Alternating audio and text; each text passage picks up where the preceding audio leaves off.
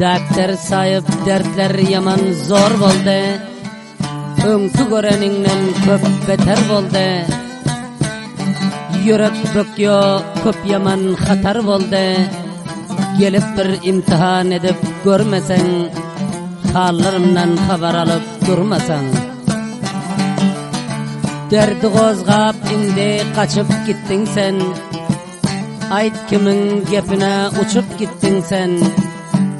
Biziň Haşim Çopandan geçip gittiň sen. Mena öljek habar alıp durmasaň, kafirler bir ogryň bir zeň urmasaň.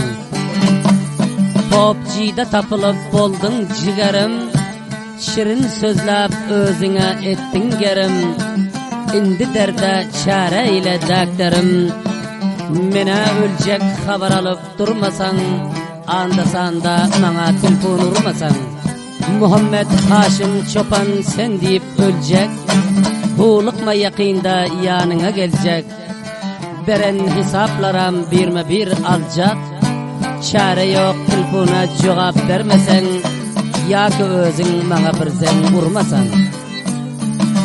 Ağacan gelasan men senden diyip, WhatsApp'tan her rakam eksin yollayıp, ahiram bugüne meydanda koyup, indi gidersin mi göz karnın doyup. Öler boldum menden haber almasan, oğrinçacık telefon edip gelmesen.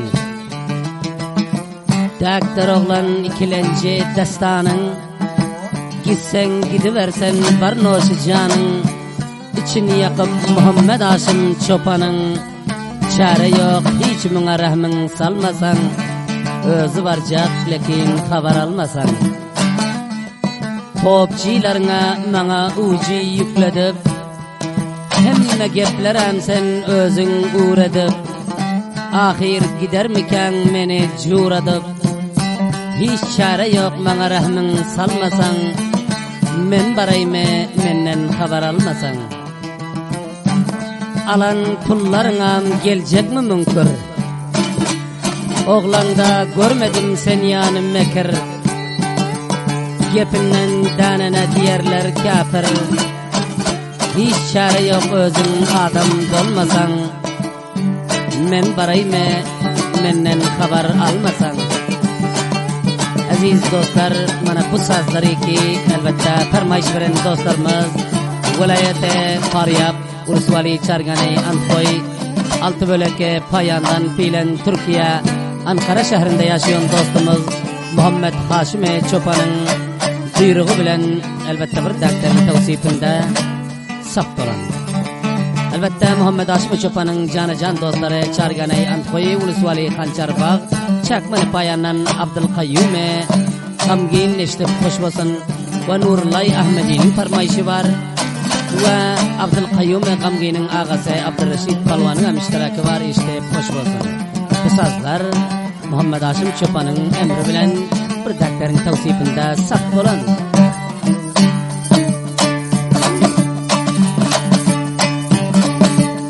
Aytım almaydı khandi emri Haşim Çopan'da, almaydı da maktaymen bir tedaktar oğlanda. Lekin uşalığı koydu dildar manda, kança mahal üstümge barayladı fermanda. Ahirem